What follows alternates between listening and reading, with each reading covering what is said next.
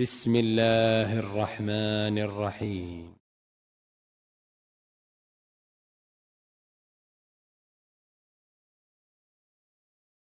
يقول: ما قولكم في من يقول نحن ضيعنا الناس باسم التوحيد؟ هذا خطأ.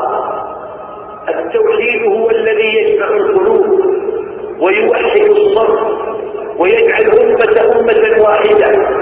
لا نكون أمة واحدة إلا إذا كنا موحدين لله مخلصين لله أعمالنا. قال الله جل وعلا: ودوا لو تدهنوا فيدهنون، أي ود المشركون لو تتنازل